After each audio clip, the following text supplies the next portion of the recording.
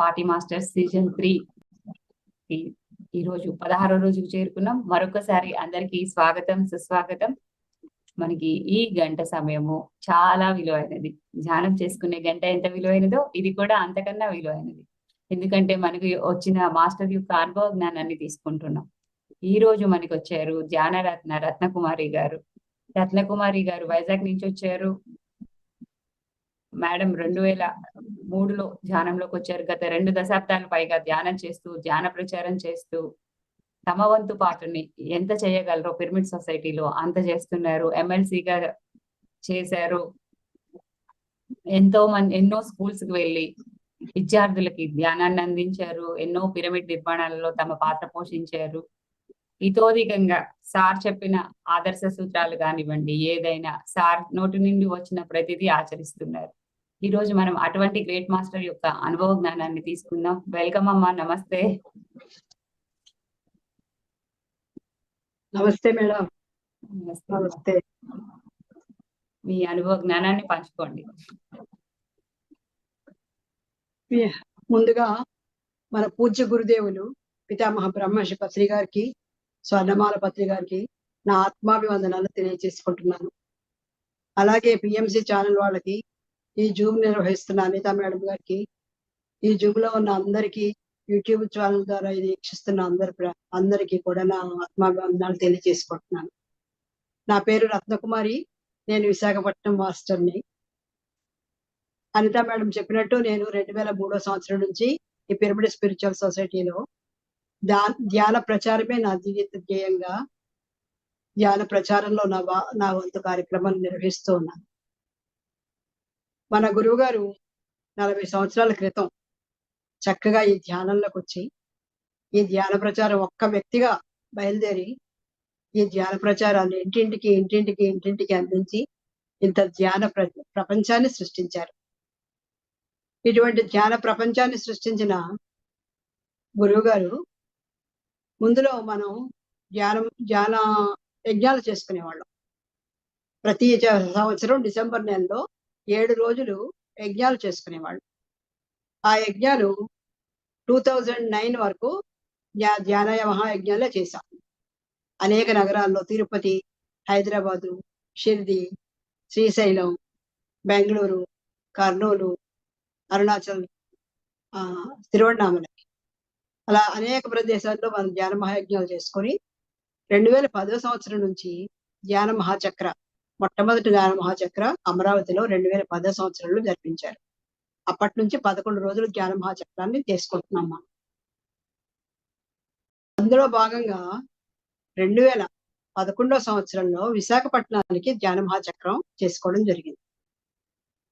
ఈ ధ్యాన మహాచక్రం చేసుకోవడానికి ముందు పత్రి సారు ఈ విశాఖపట్నం నుంచి 92 మహిళలతో ఒక ట్రస్ట్ స్థాపించి ఆ ట్రస్ట్ ఆధ్వర్యంలో విశాఖపట్నంలో 2011లో ధ్యాన మహాచక్రాన్ని జరిపించారు. ఆ ధ్యాన మహాచక్రంలో 11 రోజుల కార్యక్రమంలో పత్రి సారు 9 ధ్యాన నవరత్నాలు అనేటువంటి 9 ధ్యాన ధర్మాలు, నవవేద ధర్మాలు అన్నమాట. నవవేద ధర్మాలు, ధ్యాన ధర్మాలు 9 ధర్మాలను ఒక్కొక్క ధర్మం ఒక్కొక్క రోజు చొప్పున 9 రోజులు మనకు అందించారు. ఆ ధ్యాన మహాచక్రంలో పత్రి సార్ అందించినటువంటి ఆ నవవేద ధర్మాలు ఏంటి అనేది మనం ఈరోజు కూలంకషంగా చర్చించుకుందాం. ధర్మో రక్షతి రక్షిత అన్న, ఏ ధర్మం అయితే మన చేత రక్షింపబడుతుందో ఆ ధర్మమే మనల్ని తిరిగి రక్షిస్తూ ఉంటుంది ఆపత్కాలంలో. అధర్మో భక్షిత అన్నారు. ఏ ధర్మం అయితే అధర్మం అయితే ఆచరించబడుతుందో మన చేత ఆ ధర్మమే తిరిగి మనల్ని భక్షిస్తూ ఉంటుంది. కాబట్టి సత్యాన్ని తెలుసుకొని ధర్మాన్ని ఆచరిస్తూ అందరూ ఆనందంగా, పరమానందంగా, బ్రహ్మానందంగా జీవించాలి అనే ఉద్దేశంతో పత్రి సారు 2011లో ఆ ధ్యాన మహాచక్రాలో ఒక్కొక్క రోజు ఒక ధ్యాన నవరత్నాన్ని అందించడం, ధ్యాన ధర్మాన్ని, నవవేద ధర్మాల్లో ఒక్కొక్క రోజు ఒక్కొక్క ధర్మాన్ని అందించడం జరిగింది.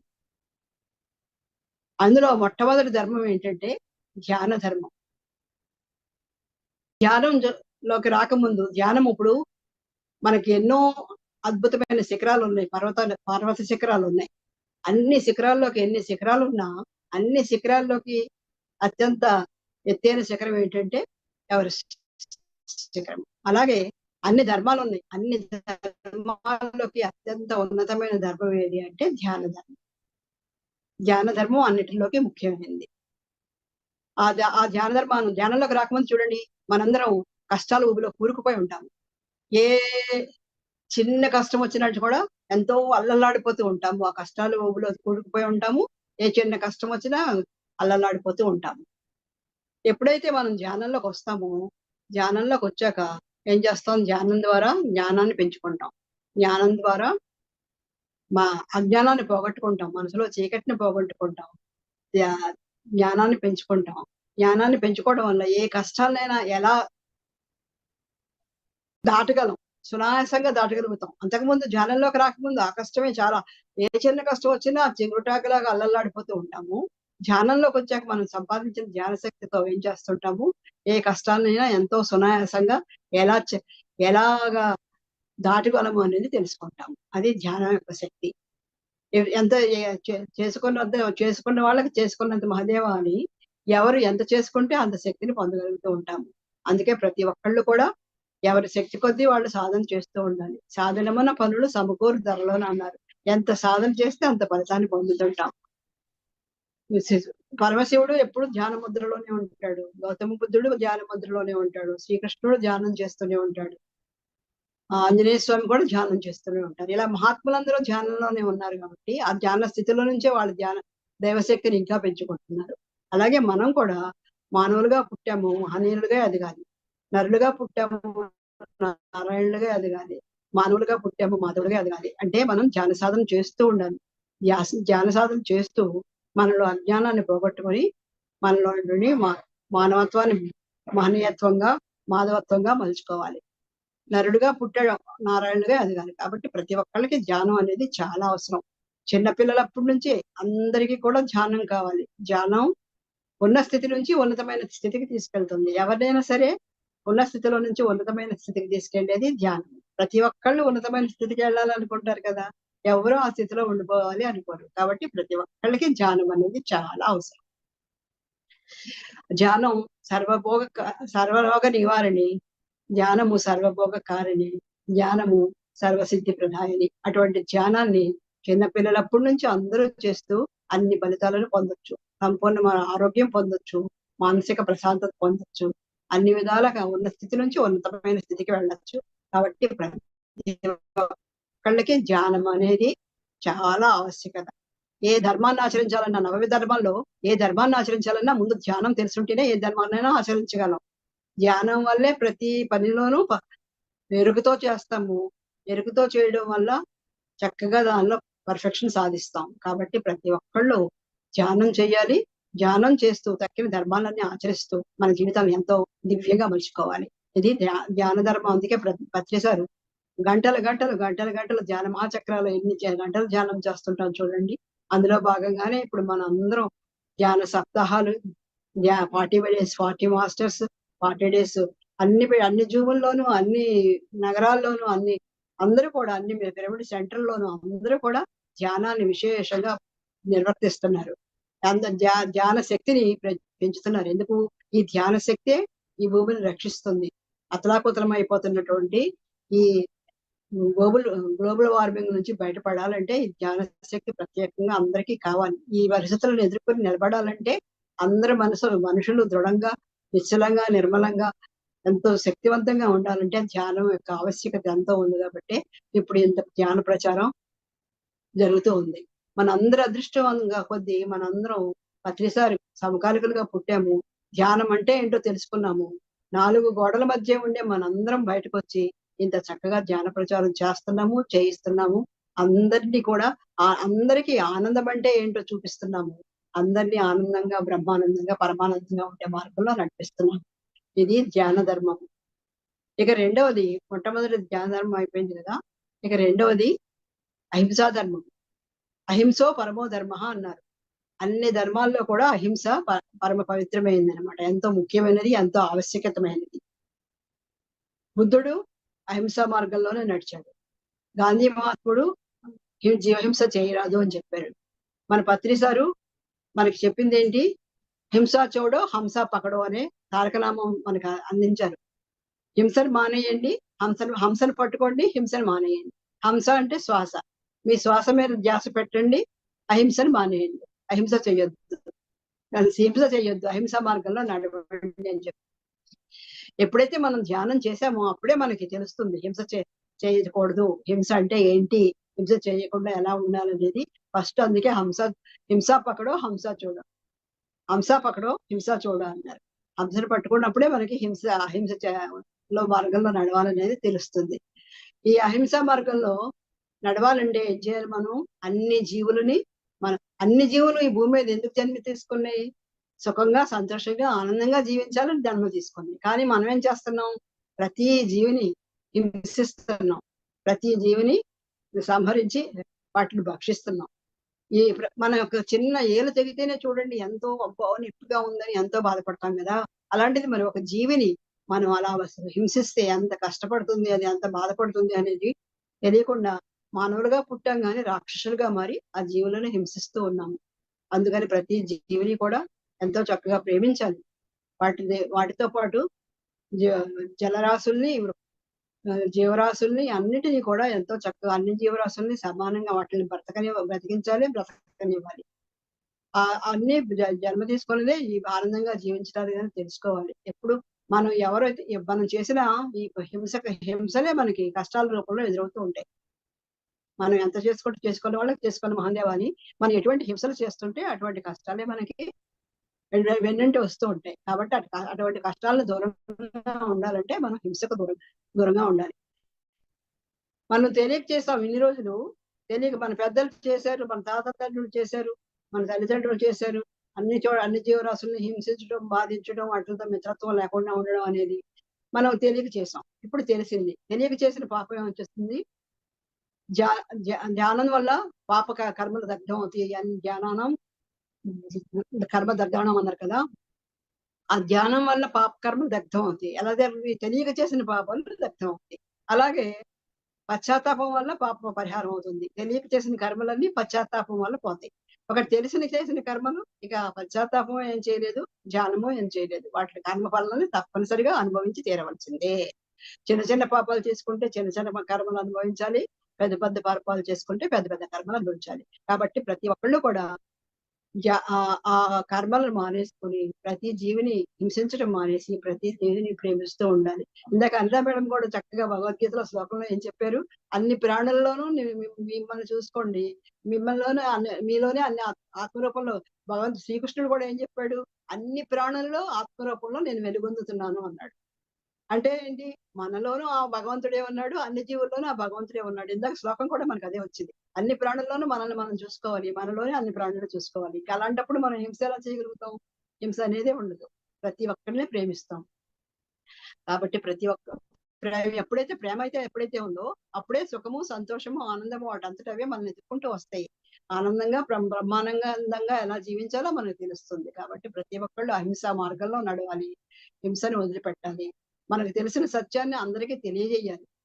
ధ్యానము, అహింస 2 మార్గాలు కూడా దాన్ని పట్టుకున్నప్పుడు దాన్ని వదలకుండా మనం తెలిసిన మార్గాన్ని అందరికీ తెలియజేస్తూ ఉండాలి. ఇది అహింస. 2వ ధర్మము అహింసా ధర్మం. ఆ అహింసా ధర్మంలోనే మనం నడవాలి. ఇక 3వ ధర్మము కరుణ అహింస ధర్మం తర్వాత మిత్రధర్మం. 3వ ధర్మము మిత్రధర్మం. ప్రతి జీవితంలో మిత్రత్వం చేయాలి. మిత్రధర్మం స్నేహమేరా జీవితం, స్నేహమేరా శాశ్వతం అని చక్కటి పాట కూడా ఉంది మనకి. స్నేహధర్మం గురించి తెలియని వాళ్ళు ఎవరూ లేరు. స్నేహం అనేది ఎంతో చక్క మధురమైంది. అందరూ కూడా అందరితోనూ మిత్రత్వంతోనే ఉండాలనుకుంటారు. అందరితోనూ స్నేహంగానే ఉండాలన్నమాట. ఎప్పుడైతే స్నేహంగా ఉన్నామో అక్కడే సుఖము, సంతోషము, ఆనందము ఉంటుంది. స్నేహం లేదనుకోండి క్రోధము, కక్ష, పగ, ప్రతీకారము ఇలాంటివన్నీ ఉద్భవిస్తాయి. ఆ మిత్రత్వం ఉండి ఆ స్నేహభావమే ఉంటే ఒక కుటుంబంలో కలహాలు రావు, ఎంతో మిత్రత్వంతో ఉండొచ్చు. ఒక ఇంటికి మధ్యలో ఇరుగుకు పొరుగుకు కలహాలు రావు, ఎంతో మిత్రత్వంతో ఉండొచ్చు. ఒక వీధికి మధ్యలో గొడవలు రావు, ఒక ఊరికి మధ్యలో గొడవలు రావు. ఇప్పుడు చూడండి, రాష్ట్రాల మధ్యలో గొడవలు, దేశాల మధ్యలో గొడవలు, ప్రపంచం అంతా అల్లకల్లోలంగా ఉంటుంది. ఎప్పుడైతే అందరూ స్నేహభావంతో ఉంటామో, అందరూ మిత్రత్వంతో ఉంటామో, ఈ కలహాలు అనేవే ఉండవు, ఈ యుద్ధాలు అనేవి ఉండవు. అంతా ఎంతో ప్రశాంతంగా, ప్రపంచం అంతా ఎంతో ప్రశాంతంగా చక్కగా ఆనందంగా జీవించగలుగుతాం. కాబట్టి ప్రతి జీవితంలో కూడా మిత్రత్వం చేయాలి. ప్రతి మనం మిత్రత్వం అనేది మనం ఏమనుకుంటాం, మనుషుల మధ్య మిత్రత్వం అనుకుంటాం. మనుషుల మధ్య కాదు, అన్ని జీవులతోనూ, అన్ని ప్రాణులతోనూ, అంత అన్ని జలరాశులతోనూ, వృక్షరాశులతోనూ, అన్నిటితోనూ కూడా మిత్రత్వం చేయాలి. ఎప్పుడైతే ప్రతి దాంట్లోనూ మిత్రత్వాన్ని పెంచుకుంటూ వెళ్తామో అప్పుడే మనకి ప్రేమ అనేది పుడుతుంది. మిత్రత్వంలోనే ప్రేమతత్వం ఉంటుంది. ఆ ప్రేమతత్వంతోనే దేన్నైనా కూడా చక్కగా ఎంజాయ్ చేయగలుగుతాం అన్నమాట. ప్రతి దాంట్లో నుంచి ఆ ప్రేమను పొందుతూ ఉంటాం, ప్రేమను పంచుతూ ఉంటాము. ఆ ప్రేమ వల్లే మనలో ఎన్లైట్మెంట్ అనేది జరుగుతుంది. ఈ ప్రకృతి సమతుల్యంగా ఉండాలంటే ప్రేమతత్వాన్ని అందరికీ పంచాలి. ఈ ప్రేమతత్వాన్ని పంచడానికి రాముడు సీత జన్మ ఎందుకు తీసుకున్నారు? ప్రపంచంలో ఈ ప్రేమతత్వాన్ని పంచడానికి రాముడు సీత జన్మ తీసుకున్నారు. ప్రతి జీవిని ప్రేమించాలి, ప్రతి జీవిని మిత్రధర్మంతో చూడాలి. జీ మన భగవంతుడిలో చూడండి, ఈశ్వరుడి కుటుంబంలో పరమశివుని వాహనం ఏంటి? నందీశ్వరుడు. అలాగే పార్వతీదేవి వాహనం ఏంటి? సింహం. కుమారస్వామి నెమలి, విఘ్నేశ్వరుడికి ఎలుక, విష్ణుమూర్తికి గరుత్మంతుడు, లక్ష్మీదేవికి గుడ్లగూబ, సరస్వతీదేవికి హంస. ఇలా దేవతలందరూ దేవుళ్ళని పిలువబడుతున్న ఆ మాస్టర్స్ అందరూ వాళ్ళ వాహనాలుగా ఒక్కొక్క జంతువులు పెట్టుకున్నారు. వాళ్ళతో మిత్రత్వం చేస్తున్నారు. ఆ జంతువులన్నీ వాళ్ళతో మిత్రత్వం చేస్తున్నాయి. వాళ్ళందరూ ఆ జంతువులతో మిత్రం చేస్తున్నారు. మనం ఏం చేస్తున్నాం?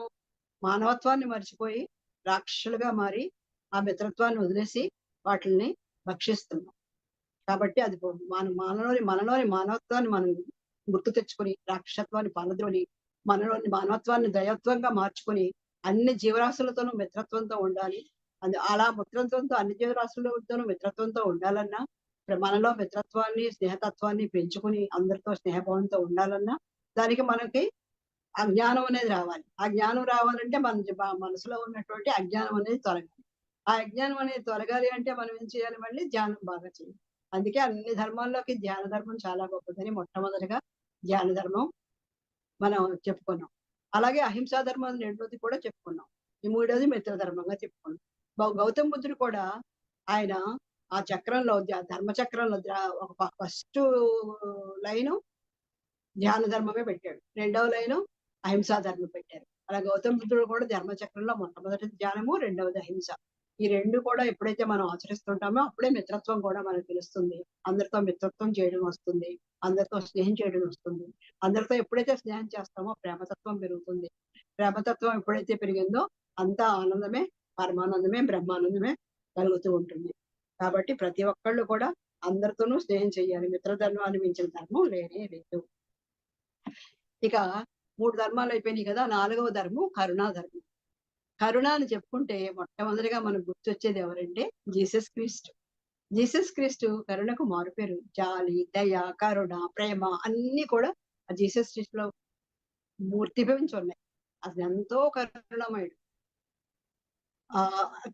అతన్ని శిలువ భుజాలకెత్తి రోడ్లంట అన్ని నగర పొరవీధుల్లోనూ కొరడా దెబ్బలు కొడుతూ రోడ్లతో నడిపించుకుంటూ నగర వీధులన్నీ తిప్పి ఊరి చివరకు తీసుకెళ్లి ఆ శిలువ మీద 2 చేతులకు మేకలు కొట్టేసి శిరస్సుకు ముళ్ళ కిరీటం పెట్టి శిలువ వేసేటప్పుడు కూడా ఆయన ఏమాత్రం బాధపడకుండా వీళ్ళందరూ అమాయకులు, వీళ్ళకి ఏమీ తెలీదు, వీళ్ళని ఏమి శిక్షించకు, వీళ్ళని రక్షించు అని ఆ ప్రభువుని వేడుకున్నాడంట. అంతటి కరుణామయుడు జీసస్ క్రీస్తు.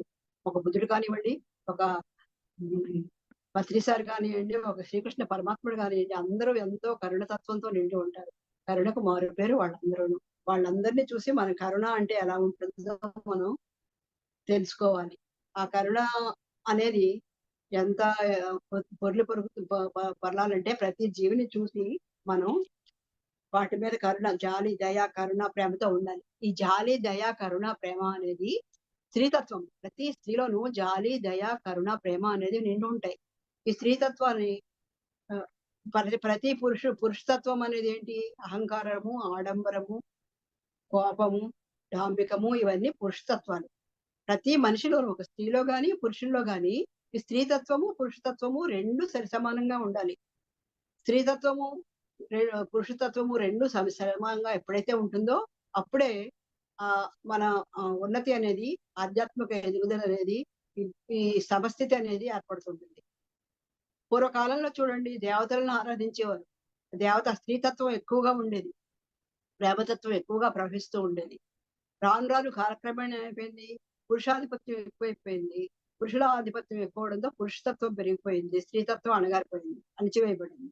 ఎప్పుడైతే పురుషతత్వం ఎక్కువైపోయిందో, స్త్రీతత్వం అణిచివేయబడిందో, అక్కడ ఏమైపోయింది, రాక్షసత్వం మొదలైంది. రాక్షసత్వం మొదలయ్యేటప్పటికి ఈ హింసలు, అల్లర్లు, అన్నిటికీ కారణాలు ప్రకృతి విభత్సాలు, ఈ అన్నిటికీ విలయతాండం చేయడానికి కారణం ఏంటంటే స్త్రీతత్వం లోపించడం వల్లే. ఈ స్త్రీతత్వం అనేది బయటకు తీసుకురావాలని అందరిలోనూ, పురుషుల్లోనూ స్త్రీలలోనూ అందరిలోనూ ఈ స్త్రీతత్వాన్ని సమానంగా ఇది చేయాలనే ఉద్దేశంతో పత్రిసారి ఏం చేశారంటే, ఎప్పుడో నుంచి కూడా ఈ కరుణ అనేది సీతాయనం అనే పుస్తకాన్ని మనకు అందించేటువంటి పత్రిసారి ఎన్నో పుస్తకాలు అందించారు. అందులో సీతాయనం అనే పుస్తకం అందించినప్పుడు ఏం చెప్పారంటే, నేను ఇన్ని రోజులు దేనికైతే ప్రయత్నం చేస్తున్నాను, ఏదైతే సాధించాలనుకుంటున్నానో అది ఈనాటికి ఫుల్ఫిల్ అయ్యింది అన్నారు. సీతాయనంలో ఏంటంతా ప్రేమతత్వం. సీతారాములు ఎందుకు జన్మ తీసుకున్నారు? ప్రేమని అందరికీ పంచడానికి, అందరిలో ఉన్న స్త్రీతత్వాన్ని మేల్కొల్పడానికి. వాళ్ళు ఏం చేశారు? అన్ని జీవరాశులను ప్రేమించారు, వృక్ష సంపదను ప్రేమించారు, జలరాశులను ప్రేమించారు, అన్నిటినీ కూడా ప్రేమించి ప్రేమతత్వం అంటే ఏంటో చెప్పి స్త్రీతత్వాన్ని మేల్కొల్పారు. ఇప్పుడు స్త్రీలు, పురుషులు పురుషాహంకారంతోనూ ఉన్నారు. స్త్రీలు ఏం చేశారు? అణగదొక్కబడ్డారు స్త్రీతత్వంలో, బయటికి రాకుండా. దాని తోడు ఇప్పుడు పురుషులతో సమానంగా మనం కూడా ఆధిపత్యం సంపాదించాలనే ఉద్దేశంతో అన్ని రంగాల్లోనూ కూడా స్త్రీలు ముందుకొచ్చి వాళ్ళలో ఉన్న పురుష తత్వాన్ని ఎక్కువ డెవలప్ చేసుకున్నారనమాట. ఎప్పుడైతే స్త్రీలలోనూ పురుషతత్వం పెరిగిపోయింది, పురుషుల్లోనూ పురుషతత్వం పెరిగిపోయింది, పురుషుల్లో స్త్రీతత్వం అణగారిపోయింది, స్త్రీలో స్త్రీతత్వం కూడా అణగారిపోవడం వల్ల, పురుషతత్వం ఎక్కువగా ఉండడం వల్ల ఈ సృష్టి బ్యాలెన్స్ తప్పింది అనమాట. సృష్టి బ్యాలెన్స్ ఉండాలంటే, ప్రకృతి అంతా సమస్థితిలో ఉండాలంటే ప్రతి స్త్రీతత్వము పురుషతత్వము సమానంగా ఉండాలి. అప్పుడే ఇప్పుడు సృష్టి కూడా ప్రేమతత్వంతో నిండి సమతుల్యంతో ఉంటుంది. దాన్ని తెలియజేయడానికి అర్ధనారీశ్వర తత్వం, ఈశ్వరుడు పార్వతి కలిసి మనకి అర్ధనారీశ్వర తత్వంతో కనిపిస్తారు. ఎందుకంటే ప్రతి స్త్రీలోనూ ప్రతి పురుషుల్లోనూ స్త్రీతత్వము పురుషతత్వము రెండు సమానంగా సమాన బ్యాలెన్స్ లో ఉండాలని తెలియజేయడానికి అలా కనిపిస్తుంటారు. అది కరుణ ధర్మం అన్నమాట. కరుణ ఎప్పుడైతే మనలో ఉందో ఆటోమేటిక్ గా జాలి, దయ, కరుణ, ప్రేమ అన్ని వస్తాయి. మన స్థితులు సమతుల్యం అవుతాయి. కాబట్టి మనకి 4వ ధర్మంగా కరుణా ధర్మం చెప్పారు. మొట్టమొదటి ధర్మం జ్ఞాన ధర్మము, రెండవ ధర్మము అహింసా ధర్మము, మూడవ ధర్మము మిత్ర ధర్మము, 4వ ధర్మము కరుణా ధర్మం. ఈ 4 ధర్మాలను ఆచరించాలంటే, ఏ ధర్మం ఆచరించాలన్నా సరే, ఒక ధ్యానం చేయాలన్నా, ఒక అహింసా ధర్మం ఆచరించాలన్నా, ఒక మిత్ర ధర్మం ఆచరించాలన్నా, ప్రేమ, కరుణ, దయ అన్ని పెంచుకోవాలన్నా, ఏమి చేయాలన్నా, ఏ పని చేయాలన్నా మనకు కావాల్సింది శాంతము. 4వ ధర్మం ఏంటంటే శాంత ధర్మం. శాంతం లేకపోతే ఏమి చేయలేము. శాంతము లేక సౌఖ్యము లేదు అన్నారు. శాంతం లేకపోతే ఎటువంటి సౌఖ్యము లేదు. ప్రతి ఒక్కళ్ళు కూడా శాంతంగానే ఉండాలి. తన కోపమే తన శత్రువు, తన శాంతమే తనకు రక్ష, దయ చుట్టంబో అని సుమతి శతకంలో చెప్పారు. సుమతి శతకంలో చూడండి ఎంత చక్కటి నీతి వాక్యాలు ఉండయి. ఓ సుమతి శతకము, ఓ దాశరథి శతకము, ఒక వేమన శతకము, ఇటువంటి శతకాలన్నీ మనకి చిన్నప్పుడు ఎంతో చక్కగా మనకి మంచి ఇది అందించేవి, నీతులు అందించేవి. ఆ నీతులన్నీ నేర్చుకుని మనం ఏం చేసేవాళ్ళం, మైండ్ లో అవి స్థిరపడిపోయాయి. చిన్నప్పుడే నేర్చుకునే వాళ్ళం కాబట్టి అవి మైండ్ లో స్థిరపడిపోయాయి. ఆ విధంగానే మనం డెవలప్ అయ్యేవాళ్ళం. ఆ విధంగానే ఒక అహింస గాని, దయ గాని, కరుణ గాని, ప్రేమ గాని ఏదైనా మన మనుషుల్లో మొక్కయందని మానవి వంగుతుందా అని చిన్నప్పటి నుంచే మన మనసుల్లో అది ముద్రించబడి ఉండి పిల్లలందరూ కూడా భావిభారత పౌరులుగా తీర్చిదిద్దబడుతూ ఉండేవారు. ఇప్పుడేమైంది, అప్పుడు గురుకులాలు ఉండేవి, గురుకులాల్లో వెళ్ళేవారు, అందరూ గురుకులాల్లో విద్య నేర్చుకునేవారు. అందరూ ముందు ఆధ్యాత్మిక విద్య నేర్చుకుని తర్వాత ప్రపంచ విద్యకు వచ్చేవారు. అన్ని రకాల విద్యలలో నువ్వు పర్ఫెక్ట్నెస్ రావాలంటే ఆధ్యాత్మిక విద్య నేర్చుకుంటేనే అన్ని కూడా పర్ఫెక్ట్ గా నేర్చుకోగలుగుతాం, అన్ని చక్కగా అర్థం చేసుకోగలుగుతాం, అన్ని చక్కగా ఆచరించగలుగుతాం. అటువంటివన్నీ లేకపోవడం వల్ల చిన్నప్పుడు అంతా చిన్నప్పటి నుంచి ఈ సుమతి శతకాలు, ఈ శతకాలు ఇలాంటివి ఏమీ లేవు, గురుకులాలు లేవు, ఏమీ లేవు. A for apple, B for biscuit, C for chocolate అనుకుంటూ చదివేస్తున్నారు. అందరిలోనూ కూడా ఆ మానసిక స్థితి బ్యాలెన్స్ లో ఉండట్లేదు, సమస్థితిలో ఉండటం లేదు. ఏది మంచి, ఏది చెడు, ఏది చేయాలి, ఏది చేయకూడదు ఏమి తెలియకుండా పెరుగుతున్నారు. అస్తవ్యస్తంగా జీవిస్తున్నారు. ప్రపంచం కూడా అలాగే అస్తవ్యస్తంగా తయారవుతుంది. కాబట్టి శాంతం అనేది చాలా అవసరం. ప్రతి ఒక్కళ్ళకి శాంతం ఎంతో చక్కగా ఏ పని చేయాలన్నా శాంతం లేకపోతే చూడండి, కోపంగా, ఆందోళనగా, ఒత్తిడిగా, ఎంతో టెన్షన్ గా ఏదైనా ప్రారంభించాం అనుకోండి, ఆ పని అంత అస్తవ్యస్తంగా ఉంటుంది. అదే శాంతంగా, కూల్ గా, సహనంగా చేసుకున్నాం అంటే ఎంత చక్కగా చేయగలుగుతాం. ఆ పని ఎంత క్వాలిటీగా చేయగలుగుతాం. దాంట్లో ఎంత పర్ఫెక్షన్ తీసుకురాగలుగుతాం. ఎంత చక్కగా, ఎంత ప్రశాంతంగా ఉంటుంది మన మనసుకి. అందుకే ఏ పని చేసినా కూడా శాంతం అనేది చాలా అవసరం. శాంతం లేకపోతే ఏమీ చేయలేము. ఆ శాంతానికి బుద్ధుడు చూడండి, భిక్షాటనకి వెళ్ళాడు. భిక్షాటనకి వెళ్ళినప్పుడు ఒక ఇంటి దగ్గరికి వెళ్ళాడు. ఒక ఇంటి దగ్గరికి వెళ్ళి మాత భిక్షాందేహి మాత అన్నపూర్ణేశ్వరి అన్నాడు. లోపల నుంచి ఏం సమాధానం లేదు. అలాగా ఆ సమాధానం ఉంది. ఏంటి చూశారు, లోపల నుంచి చూశారు. బుద్ధుడిని చూసి, ఏంటి ఇంత దుఃఖలాగా ఉన్నావు, ఇంత బలంగా ఉన్నావు, ఇంత ఇదిగా ఉన్నావు, దృఢంగా ఉన్నావు, ఏదైనా పని చేసుకోవచ్చు కదా, ఎందుకు ఇలా భిక్షాటం చేస్తున్నావు అని దూషించారు.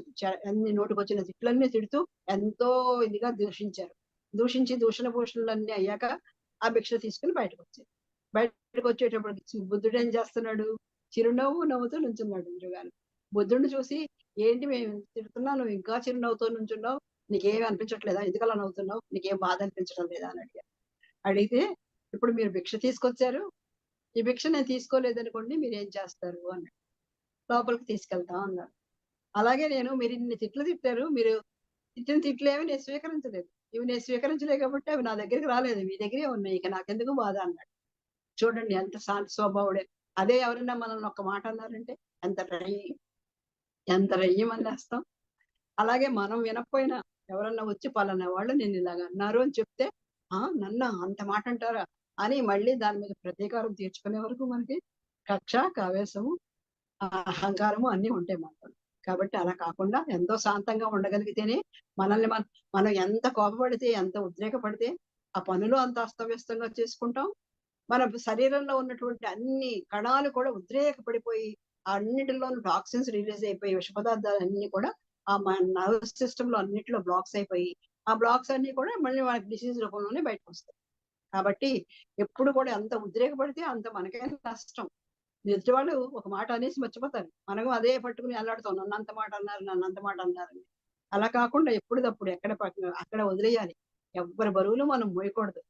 మనకు వచ్చే చాలా అనర్థాల్లో కారణం ఏంటంటే ఎదుటి వాళ్ళ బరువులను మనం మోస్తూ ఉంటాము.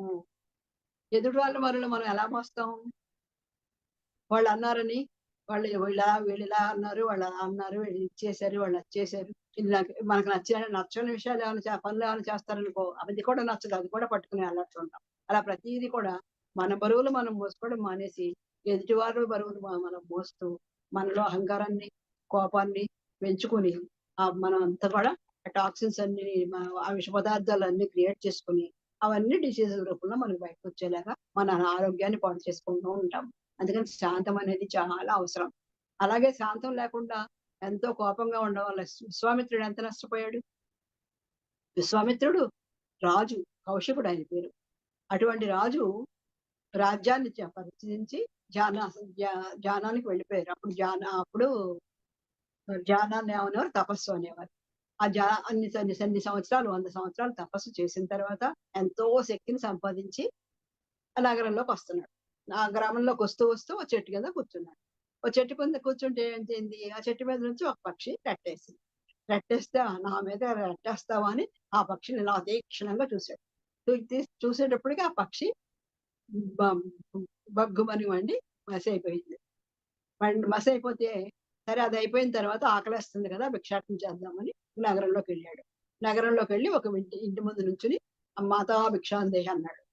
భిక్షాందేహి అంటే లోపల ఆవిడ భర్తకి సపరేట్ చేసుకుంటుంది, పనిలో ఉంది, ఆ పని ముగించుకుని అప్పుడు భిక్ష తీసుకుని బయటకు వచ్చింది. ఇంత ఆలస్యం చేసింది, ఎంత ఆలస్యంగా వచ్చిందనే ఉద్దేశంతో ఎంతో కోపంగా చూశాడు ఆవిడ వైపు చూస్తే ఆవిడేముంది, నేను చెట్టు మీద పక్షిని కాదు, మసి బొగ్గైపోవడానికి అంది.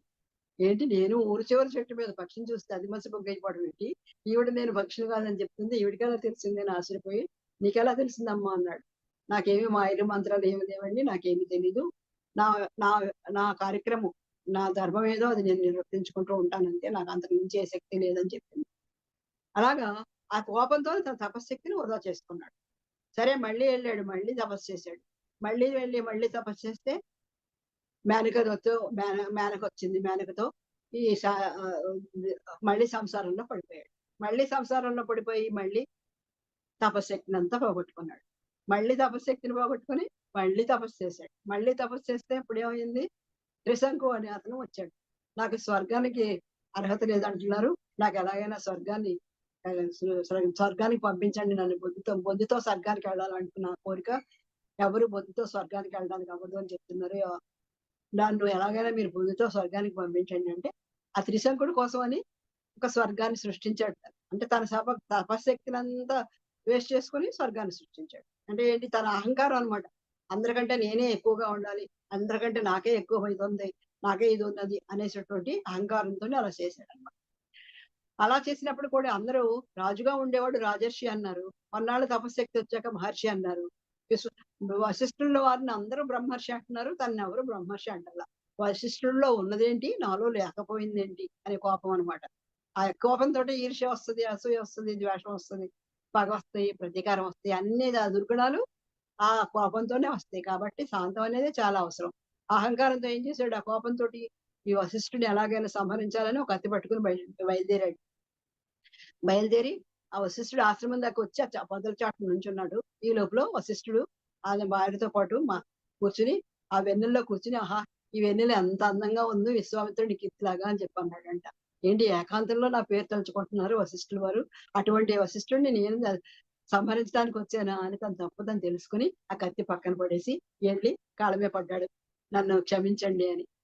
బ్రహ్మర్షి లెగు అన్నారు అప్పుడు వశిష్ఠుల వారు. అప్పటి వరకు రాజర్షిగా ఉన్నాడు కొన్నాళ్ళు, మహర్షిగా ఉన్నాడు కొన్నాళ్ళు, బ్రహ్మర్షి అవ్వలేదు. ఎప్పుడైతే క్రోధాన్ని పోగొట్టుకున్నాడో, ఎప్పుడైతే సరెండర్ అయిపోయాడో, ఇతరులకి సరెండర్ అయిపోయాడో, ఆ కోపాన్ని ఎప్పుడైతే వదిలేశాడో అప్పుడే బ్రహ్మర్షి అన్నాడు వశిష్ఠుల వారు. అంటే మనం ఎప్పుడైతే పశ్చాత్తాపడతామో అప్పుడే మనకి తెలుస్తుంది అదేంటో అని. అందుకని ప్రతి ఒక్కళ్ళకి కోపం అనేది ఎంత అనర్థం, అంతటి తపస్సాలి, అన్ని వందల సంవత్సరాలు తపస్సు చేసిన అతనే కోపానికి బానిసైపోయి తన శక్తిని అంతా అన్నిసార్లు పోగొట్టుకున్నాడు. మనం ఎంత చేస్తున్నాం చెప్పండి, మన ధ్యానం, మనం మన కోపంలో మనం ఎంత శక్తిని పోగొట్టుకుంటాం. అందుకని ఎప్పుడు కూడా మనం శాంతంగా ఉండడానికే ప్రయత్నించాలి. శాంతంగా ఉంటేనే ఎప్పుడైనా ధ్యానం చేయాలన్నా శాంతం కావాలా, మళ్ళీ శాంతం కావాలన్నా ధ్యానం చేయాలి. ధ్యానం ద్వారానే శాంతం ఎలా వస్తుంది మనకి, ధ్యానం ద్వారానే వస్తుంది. మన మనసు ధ్యానం చేయకపోతే చూడండి, మన మనసు చెప్పినట్టు మనం వింటున్నాం, అది ఎటు తీసుకెళ్తే అటు వెళ్తున్నాం, అది ఏం చేస్తే అది చేస్తున్నాం, దాని భావోద్వేగాలన్నిటికీ కూడా లోనవుతున్నామంటే అప్పుడు మన మనసు ఆధీనంలో మనం ఉండడం అంటే. ఎప్పుడైతే ధ్యానం చేసామో అప్పుడు ఏమవుతుంది మనకి, మన మనసు మన ఆధీనంలోకి వస్తుంది. మనం చెప్పినప్పుడు అది వింటుంది కాబట్టి మన హర్షడ్ వర్గాల్ని మనం జయించగలుగుతున్నాం. మనం అందరం శత్రువులన్నీ బయట ఉన్నాయి అనుకుంటున్నాం కదా, శత్రువులు ఎవరు బయట లేరు, మన లోపలే ఉన్నారు. కామము, క్రోధము, లోభము, మదము, మాత్సర్యము ఇవన్నీ కూడా మన శత్రువులే. మనలో శత్రువులను ఉంచుకొని మన శత్రువులు బయట ఉన్నారని మనం అనుకుంటున్నాం, బయట ఎదుగుతున్నాం, కానీ శత్రువులు అందరూ మనలోనే ఉన్నారు. ఆ శత్రువులందరూ జయించాలంటే ఈ నవవిధ ధర్మాలు తెలుసుకోవాలి, ఈ నవవిధ ధర్మాలు ఆచరించాలి. అప్పుడే అందరి శత్రువుల్ని జయిస్తాం. కాబట్టి ప్రతి ఒక్కళ్ళకి ఈ నవవిధ ధర్మాలు తెలిసి ఉండాలన్నమాట. అందులోనే మనం జ్ఞాన ధర్మము, అహింసా ధర్మము, కరుణ ధర్మము, మిత్రధర్మము, శాంత ధర్మము చెప్పుకున్నాం. ఇవన్నీ ఎప్పుడైతే ఉన్నాయో మనకి ఇంకా చక్కగా మన జీవితంలో ఎంత చక్కగా ముందుకెళ్తాం. ఈ అహింసతోనే కౌరవులు చూడండి, అహింసతో పతనమైపోయారు. పాండవులు ఏం చేశారు, ధర్మంతో విజయాన్ని సాధించారు. ఏదైనా ఆ ధర్మాలు ఎందుకు తెలుసుకుని ఆచరణలో పెట్టలేకపోతే ఇలాగే కౌరవుల్లో పతనం అయిపోవాల్సి వస్తుంది.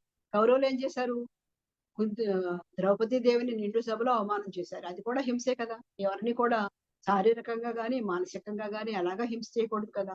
అలా హింసించారు కాబట్టి అలాగా అన్ని రకాలుగాను కూడా హింస ప్రవృత్తులతోనూ, క్రోధంతోనూ, అహంకారంతోనూ, ఆవేశంతోనూ ఉన్నారు కాబట్టి వాళ్ళు పతనం అయిపోయారు. పాండవులు ధర్మపక్షాన్ని నిలబడ్డారు కాబట్టి వాళ్ళు జయాన్ని సాధించారు. కాబట్టి ఎప్పుడు కూడా మనందరం కూడా ఈ ధర్మాలన్నీ కూడా తెలుసుకుని ధర్మాలను ఆచరించాలి.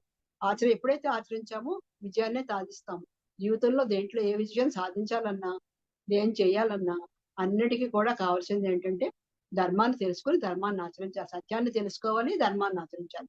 ఎప్పుడైతే ఆ సత్యాన్ని తెలుసుకుంటామో, ఎప్పుడైతే ధర్మాన్ని ఆచరిస్తామో అన్ని రకాలు కూడా ఉన్నతమైన స్థితికి వెళ్తాం. ఉన్న స్థితిలో నుంచి ఉన్నతమైన స్థితికి వెళ్తాము. సంపద సమృద్ధులను సృష్టించుకుంటాము. సుఖంగా, సంతోషంగా, ఆనందంగా ఉంటూ ఉంటాము. శాంత ధర్మం తర్వాత 6వ ధర్మము ఆరోగ్య ధర్మం. ఆరోగ్యమే మహాభాగ్యము అన్నారు. ఆరోగ్యం లేకపోతే ఏ పని చేయలేము. ఎన్ని సంపదలున్నా, సిరులు, సంపదలు, ధనధాన్యాలు, అష్టైశ్వర్యాలు ఎన్ని ఉన్నప్పటికీ కూడా ఆరోగ్యం లేకపోతే ఏది అనుభవించలేం కదా. ఏది అనుభవించాలన్నా ఆరోగ్యం కావాలి. ఆరోగ్యమే మహాభాగ్యం. అటువంటి ఆరోగ్యం మన చేతుల్లో ఉంది. మనం ఏం చేసాం? అందరం ఆరోగ్యవంతులుగా జీవించాలి, ఆనందంగా జీవించాలని జన్మ తీసుకున్నాం. కానీ అనారోగ్యాన్ని కొని తెచ్చుకుంటున్నాం. మన ఆహార వ్యవహారాల ద్వారా అనారోగ్యాన్ని కొని తెచ్చుకొని అనారోగ్యం పాలయ్యి హాస్పిటల్స్ చుట్టూ, డాక్టర్స్ చుట్టూ పరుగులు పెడుతున్నాం. పూర్వకాలంలో చూడండి, తక్కువ డాక్టర్లు ఉండేవారు, తక్కువ హాస్పిటల్స్ ఉండేవి, తక్కువ రోగాలు ఉండేవి. ఎవరు కూడా హాస్పిటల్స్ పరిగెట్టవలసిన పని లేకుండా గృహ వైద్యమే చక్కగా వంటింట్లో ఉన్న పోపుల డబ్బాల నుంచే వైద్యం చేసుకునేవాళ్ళు. అలా ఎంతో ఆరోగ్యంగా జీవించేవారు. అప్పుడు వాళ్ళందరూ ఏం చేసేవారు? ప్రకృతితో కలిసి జీవించేవారు. చక్కగాను అనారోగ్యం ఎందుకు రావట్లేదు? చక్కగా ఉండేవారు. ఇప్పుడేమవుతుంది? అలా కాదు. ఎక్కువ ఇంటికో డాక్టర్ ఉంటున్నారు, వీధికో హాస్పిటల్ ఉంటుంది. కార్పొరేట్ హాస్పిటల్స్ కూడా చాలా ఎక్కువగా ఉన్నాయి. అయినప్పటికీ కూడా ఏ హాస్పిటల్కి వెళ్ళినా కూడా ఇసుకేస్తే రాలన్నంత వ్యాధులు ఉంటున్నాయి. వీటన్నిటికీ కారణం ఏంటి? అనారోగ్యమే కదా. అనారోగ్యాన్ని మనమే కొని తెచ్చుకుంటున్నాం కదా. మన ఆహార వ్యవహారాలతోటే కదా అనారోగ్యాన్ని కొని తెచ్చుకుంటున్నాం. ఎప్పుడు పడితే అప్పుడు ఏది పడితే అది తినేస్తున్నాం. ఏం తింటున్నామో అది ఎరుకొనట్లేదు. ఎప్పుడు తింటున్నామో తింటలేదు. ఎంత తింటున్నామో తెలియదు. ఎప్పుడు పడితే అప్పుడు అనాలోచితంగా నోట్లో పడేస్తూ ఉంటున్నాం. మన అవసరానికి మించి ఎంత కొంచెం తిన్నా కూడా అది విషమైపోతుంది. అది ఎలా విష పదార్థంగా మారిపోవడం వల్లే అనారోగ్యాలు పాలవుతున్నాం. అందుకని మనం తినే ఆహారంలో చాలా శ్రద్ధగా ఉండాలి. దేహమే దేవాలయం అన్నాం. దేహమే దేవాలయము, ఆత్మే దైవం అంటున్నాం. మరి అటువంటి దైవాన్ని జాగ్రత్తగా చూసుకోవాలంటే మన దేహాన్ని కూడా దేవాలయంలా పరిశుభ్రంగా ఉంచుకోవాలి. పరిశుభ్రంగా ఉంచుకోవాలంటే ఏం చేస్తున్నాం? స్నానాలు చేస్తున్నాం, పెర్ఫ్యూమ్స్ వేసుకుంటున్నాం, పౌడర్స్ రాసుకుంటున్నాం, చక్క మంచి బట్టలు వేసుకుంటున్నాం, పైన బాగానే అలంకరిస్తున్నాం. కానీ లోపల అన్ని పడేస్తున్నామే, చెత్త చెదారం అన్ని పడేస్తున్నామే. దేవాలయం లోపల క్లీన్ గా ఉంచుతాం మనం. అసలు మామూలుగా దేవాలయం అయితే బయట ఏం చేస్తాం? సంవత్సరానికో 6 నెలలకో ఏదో పండుగలో, పబ్బాలో, ఉత్సవాలు జరుగుతున్నప్పుడు పైన పెయింటింగ్ చేస్తాం. ఇక్కడ ఏం చేస్తున్నాం?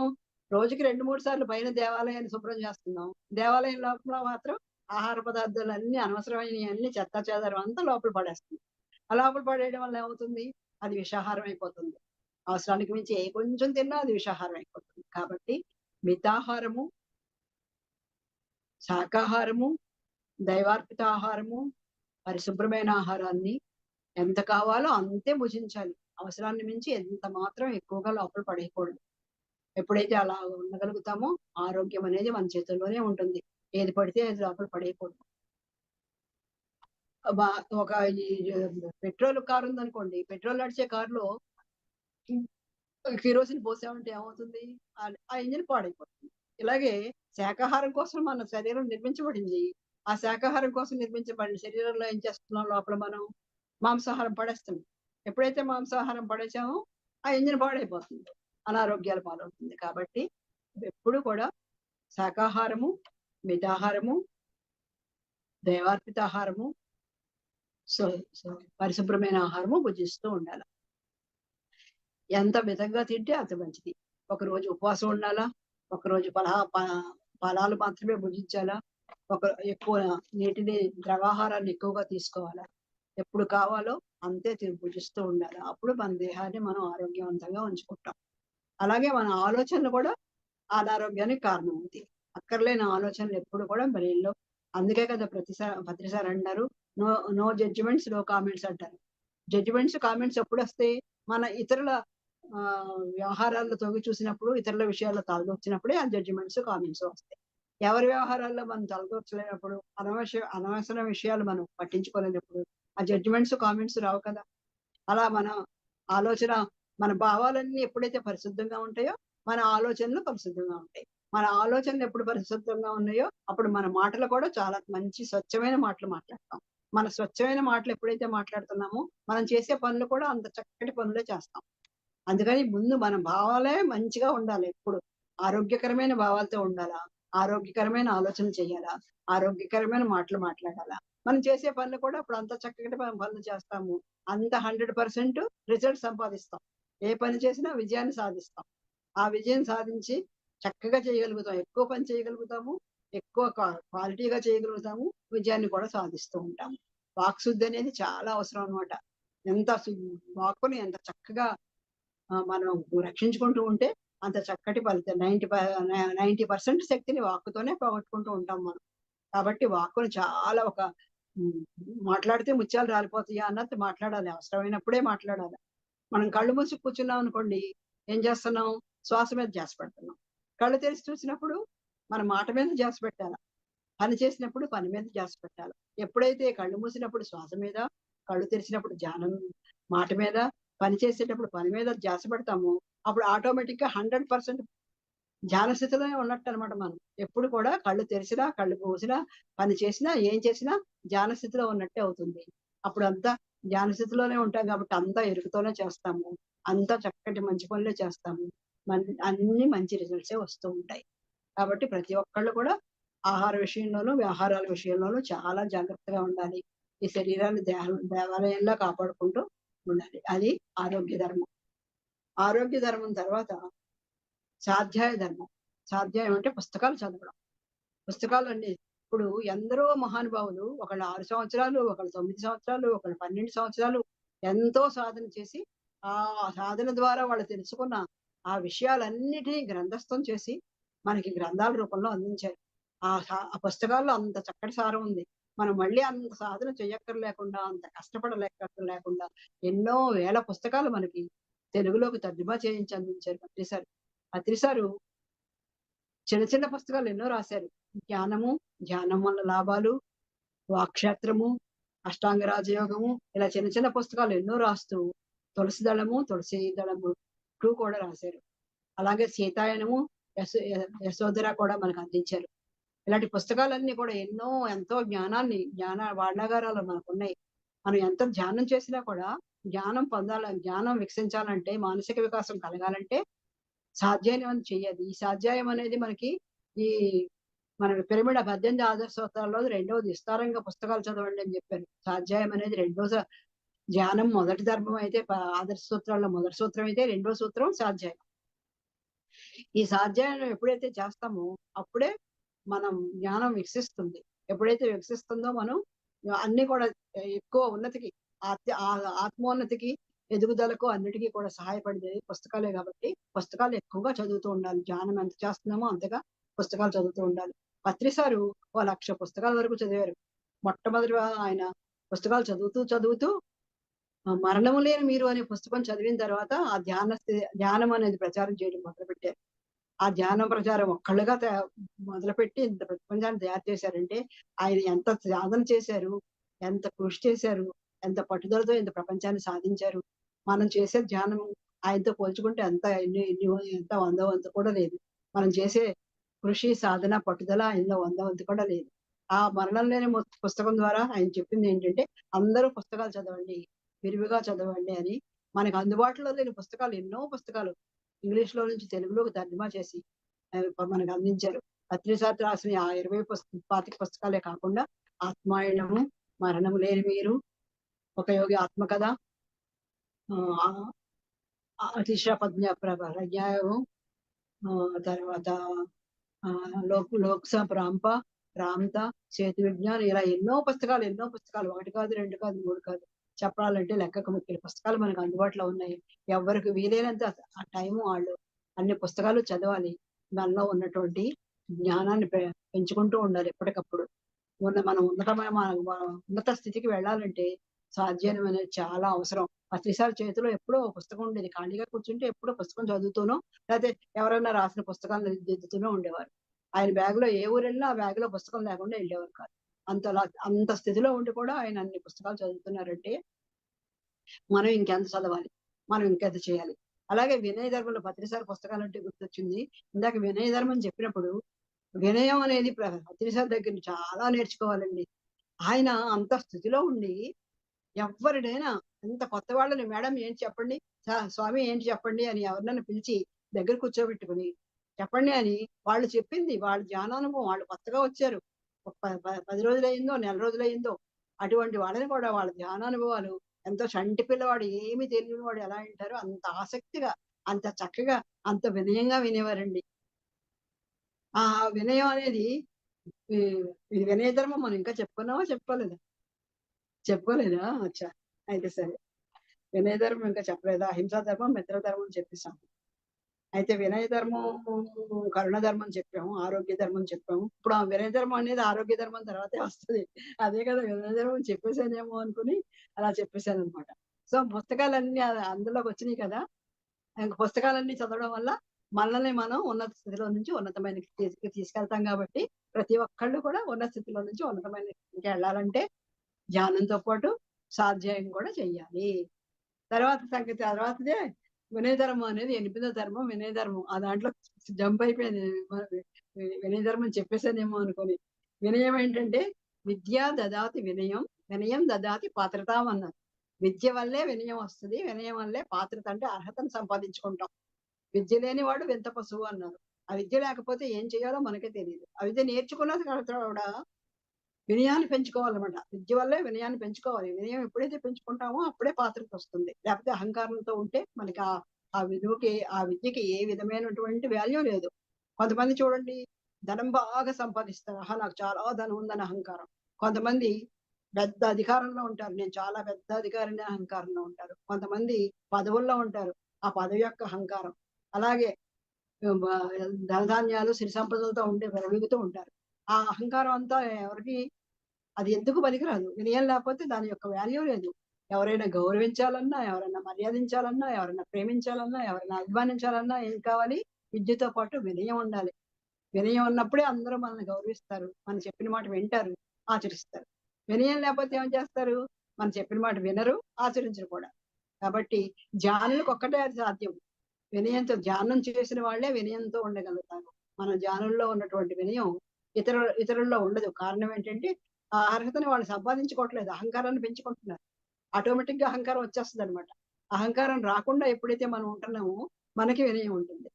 ఆ పత్రిసారు అంత వినయంగా, ఎంత చంటి పిల్లోళ్ళగా ఎంత చక్కగా వింటారో వాళ్ళు చెప్పింది. అంత వినయం అనేది, ఆ వినయం అనేది ఆయన దగ్గర నుంచి నేర్చుకోవాలి మనం. ఆ విషయం అలాగా వినయం అనేది మనం ఉండాలి. ఆ వినయం గురించి చెప్తూ చంద్రశేఖర్ శర్మ గారని ఒక ఆయన గురించి ఉదాహరణ ఇచ్చారండి ఆ రోజు. చంద్రశేఖర్ శర్మ గారని చాలా సీనియర్ మోస్ట్ మాస్టర్ మనకి ధ్యానంలో. ఆయన మన ధ్యానానికి ఒక అవధూత లాంటి వాళ్ళు, ధ్యానంలో ఒక అవధూత లాంటి గారు. ఆయన ఆ రోజుల్లో ధ్యానం చాలా ప్రచారం బాగా చేస్తుండేవారు. కొత్త వాళ్ళందరికీ ధ్యానం చెప్తూ ఉండేవారు. ఒకరోజు అప్పట్లో ఇలాగా గేజర్లు అవి ఉండేవి కాదుగా, బాత్రూముల్లో స్నానం చేయాలంటే వేడి నీళ్ళు పొయ్యి మీద పెట్టుకోవాలన్నమాట. ఆయనేమో ఒక్కరే ఉన్నారు ఇంట్లో. స్నానం చేద్దామని వేడి నీళ్ళు పొయ్యి మీద పెట్టుకున్నారు. అవి సలసలా మరుగుతున్నాయి. ఇంకా స్నానానికి వెళ్దాం అనుకుంటుంటే ఎవరో తలుపు కొట్టారు. తలుపు కొడితే అలా దింపే టైంలో అనమాట. ఇలా పొయ్యి మీద నుంచి దింపుతున్నారు, స్నానానికి వెళ్దామని ఎవరో తలుపు కొట్టారు. ఆ చేయి స్లిప్ అయిపోయి ఆ వేడి నీళ్ళు ఇలాగా గుండెల మీద నుంచి అలా పడిపోయింది. అలా పడిపోతే ఆ గుండెలు అలా ఇలా కాలిపోయి బొబ్బలెక్కేసినాయి అనమాట. ఎవరో తలుపు కొడుతున్నారు. ఈయన ఏం చేశారు, ఒక టవల్ కప్పుకొని, ఒక దుప్పటి కప్పుకొని వెళ్ళి తలుపు తీశారు. తలుపు తీశాక అప్పుడు ఎదురుగా కూర్చున్న నుంచున్న వాళ్ళు ఏమన్నారంటే, "మీ ధ్యానం గురించి వినడానికి వచ్చామండి, ధ్యానం గురించి తెలుసుకోవడానికి వచ్చామండి" అన్నారు. నాకు ఇప్పుడు బాగాలేదు వెళ్ళిపోండి అని పంపించలేదు. లోపలికి తీసుకొచ్చి సోఫాలో కూర్చోబెట్టి ఆయన కూడా కూర్చుని వాళ్ళకి ధ్యానం అంటే ఏంటి, ఎలా చేయాలి అన్ని చెప్పి వాళ్ళతో ధ్యానం చేయించి వాళ్ళని పంపించి అప్పుడు దుప్పటి తీసి చూస్తే ఇదంతా బొబ్బలెక్కిపోయి ఉందనమాట. అప్పటి వరకు ఆయన ఇది కూడా బాధని వ్యక్తపరచకుండా అంత శాంతంగా, అంత వినయంగా ఆయన ఆ ధ్యాన ప్రచారం అనేది అంత ఇలా చేశారనమాట ఆయన. ఆ వినయం అంటే అలా ఉండాలి అని చెప్పి ప్రతిసారి ఆయన ఎగ్జాంపుల్ చెప్పారు. మనం అసలు అలా చేయగలమండి? అమ్మో నాకు ఇవాళ ఒంట్లో బాగాలేదండి, ఇవాళ ఏం చెప్పలేనండి క్లాసు, అమ్మో నేను ఇవాళ రాలేనండి, నాకు రావడానికి అవదండి అంటాం మనం. అలాంటిది ఆయన అంత వినయ ధర్మంతో ఉన్నారనమాట. అప్పుడు ఆ రాత్రి ఆయనకి నిద్రలో మహావతార్ బాబాజీ వచ్చి ఆ గాయాలన్నిటికి లేపనం పూసి వాటి నుంచి ఉపశమనం కలిగించారంట. అది పత్రిసారి ఆ వినయ ధర్మం చెప్పినప్పుడు చెప్పారు మనకి. ఆ వినయ ధర్మం తర్వాత వినయం అనేది అందుకని మనకి ధ్యానం అందరికీ చాలా అవసరం. అది వస్తుంది ఆటోమేటిక్ గా, ధ్యానం ద్వారా వినయం వస్తుంది. ఆ వినయం వల్లే మనం అర్హతను కూడా సంపాదించుకుంటాం. వినయ ధర్మం తర్వాత ఆ 8 ధర్మాలు అయిపోయినాయి. ఆఖరి ధర్మం దాన ధర్మము. దానమే ధర్మము, ధర్మమే పుణ్యము అన్నారు. అన్ని అందరికీ కూడా దానం అనేది చాలా ముఖ్యం. దానం చేస్తే అది ధర్మం, ధర్మం చేస్తే అది పుణ్యం. అన్ని దానాల్లోకి అన్నదానం గొప్పది అంటారు. అలాంటిది మనం ధ్యాన ప్రచారం కోసం ధ్యాన మహాయజ్ఞాలు చేస్తున్నాం. జ్ఞానాన్ని అందరికీ పంచుతున్నాం. ఆ జ్ఞానదానానికి జ్ఞానదానానికి అన్నదానం చేస్తున్నాం. ఇంకా మనం ఎంత గొప్పవాళ్ళమో చూడండి. పిరమిడ్ మాస్టర్లు అందరూ కూడా ధ్యాన ప్రచారము, జ్ఞాన ప్రచారము, ధ్యానానికి జ్ఞానంతో పాటు సజ్జన సాంగత్యం, సాధ్యనాలతో పాటు అన్నదానం చేస్తున్నాం. ఇంకా అన్ని దానాల్లోకి మించిన దానం మన పిరమిడ్ మాస్టర్లు చేసిన దానాలు ఎవరూ చేయటం లేదు. ప్రతి ఒక్కళ్ళు ధ్యానం ద్వారా సరస్వతులుగా మారుతున్నాం, ధ్యానం ద్వారా పార్వతులుగా మారుతున్నాం, జ్ఞానం సంపాదించి సరస్వతులుగా మారుతున్నాం. ఈ అన్నదానాలు, ఈ జ్ఞానదానాలు ఇవి చేస్తూ, ఈ ప్రచారాలు చేస్తూ సేవ చేస్తున్నాం. సేవా మార్గంలో దిగిన వాళ్ళందరూ కూడా లక్ష్మీదేవులు అనమాట. పంచుతూనే ఉండాలి, పంచుతూనే ఉండాలి, పంచుతూనే ఉండాలి. మన దగ్గర ఏది ఉంటే అది అందరికీ పంచాలి.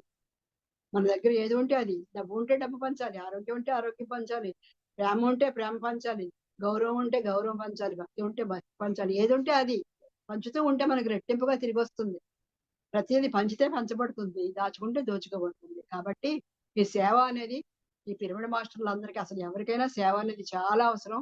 అన్ని తెలిసినా కూడా సేవ ఎవరు ఏది చేయగలరు, ధన్ ఏది చెయ్యాలి, ఏది చేయగలరు, ఎప్పుడు చేయగలరు చూసుకుని ప్రతి ఒక్కళ్ళు కూడా ధ్యాన ప్రచారం చేసేవాడు ధ్యాన ప్రచారం చేయాలి, ధన సహాయం చేసేవాడు ధన సహాయం చేయాలి, సేవ చేసేవాడు సేవ చేయాలి. అన్ని విధాలా కూడా మనం ధ్యానం చేస్తూనే ఉండాలి. ఏదైనా సరే పంచుకుంటే పెంచబడుతుంది, దాచుకుంటే దోచుకోబడుతుంది.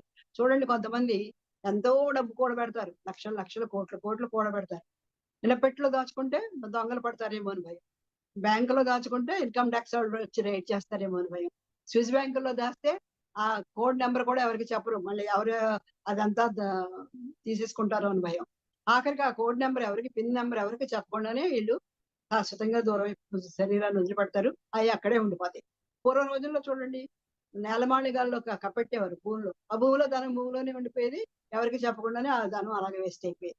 అలాగా ఎంత సంపాదించినా భయం తప్ప ఇంకేముందండి. చక్కగా మనం ఉన్నదనుకోండి, మనకి అందరికీ డబ్బు కావాలి. ప్రతి ఒక్కళ్ళు సుఖంగా, సంతోషంగా, ఆనందంగా జీవించాలి. కాబట్టి డబ్బు అనేది ఉండాలి. డబ్బు లేకపోతే ఎవరు కూడా, కాబట్టి అందరికీ డబ్బు కావాలి. అందరూ ఏం చేయాలంటే మన అవసరాలకు మనం ఉంచుకుని, మనకు ఉన్న దాంట్లో కొంతైనా పక్క వాళ్ళకి ఇస్తూ ఉండాలన్నమాట.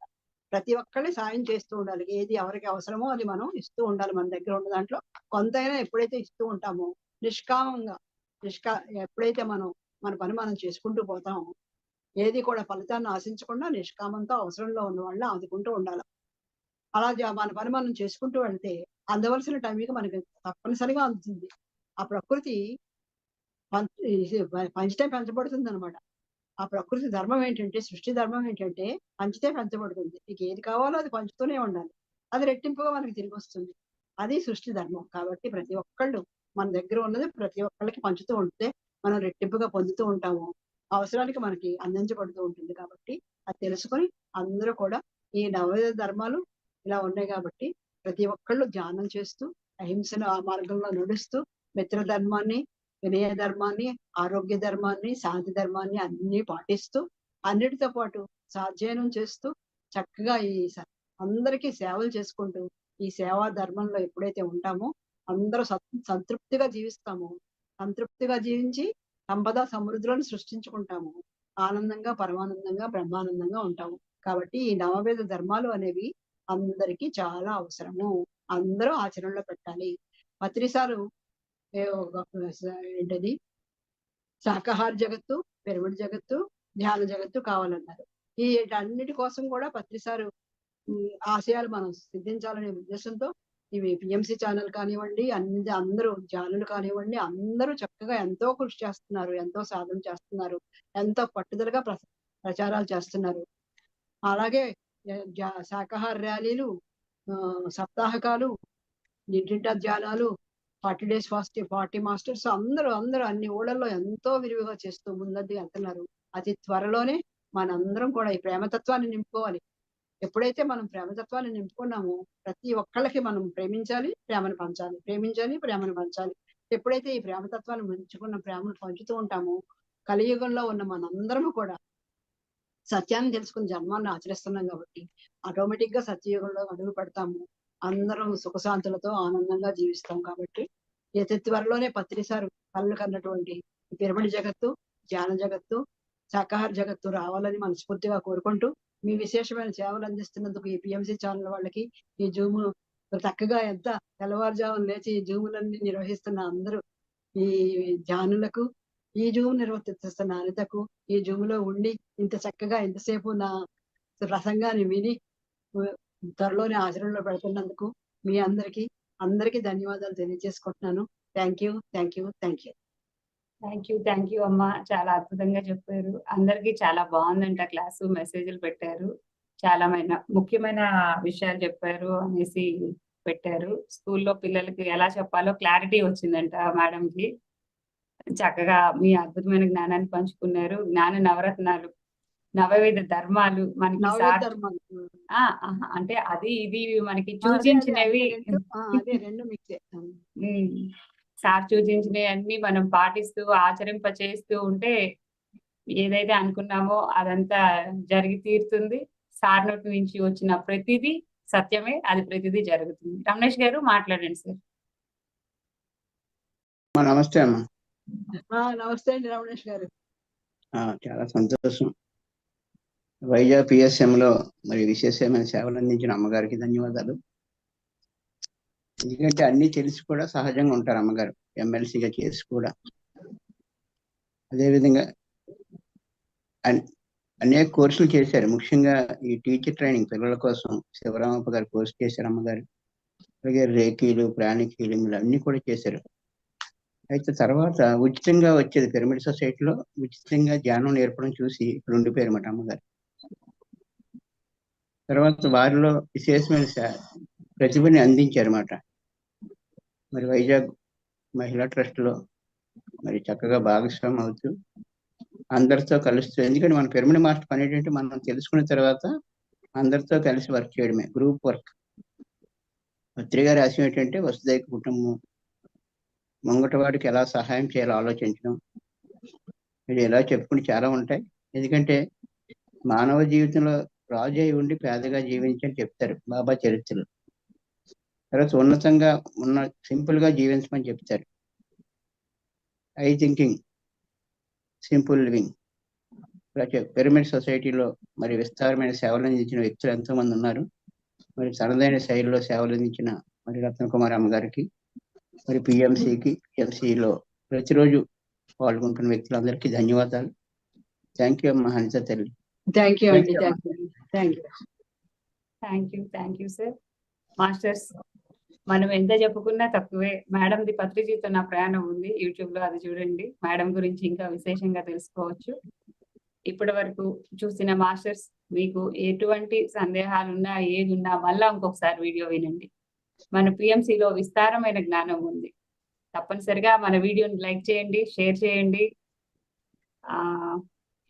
మన పిరమిడ్ సొసైటీలో ఎంతో మంది సేవా తత్పురుషులు ఉన్నారు. ఒక్కొక్క విభాగం నుంచి ఒక్కొక్కరు బయటికి తెలియకుండా సేవ చేస్తున్న వారు చాలా మంది ఉన్నారండి. అందరం మన పరిధి మేర టోల్టెక్ 4 ఒప్పందాన్ని గుర్తు చేసుకుంటూ ఎవరి శక్తి పరిధిలో వారు ప్రయత్నం చేద్దాము. పత్రిజీ సంకల్పం ఏదైతే ఉందో ఆ సంకల్పంలో మనందరం భాగస్వాములు అవుతాం. మనకి ఉదయం ఇప్పుడు ఈ రోజు ఈ సెషన్ అయింది 11 గంటలకి. మళ్ళా స్వాధ్యాయ యోగంలో సాక్షి సాధన ఈ రోజు బుక్ గౌతమ్ గారు వైజాగ్ నుంచే వస్తున్నారు. తప్పనిసరిగా అందరూ జాయిన్ అవ్వండి. మనం ఎంత జ్ఞానాన్ని వింటున్నామో, ఆచరిస్తున్నామో, ఆచరింపజేస్తున్నామో ఇది మనం సెల్ఫ్ చెక్ చేసుకోవాలి. మరి మరలా అప్పుడు కలుద్దాం. నమస్తే. సర్వేజన. థ్యాంక్ యూ అమ్మా. సర్వేజన సుఖినో భవంతు, సర్వ ప్రాణి కోటి సుఖినో భవంతు.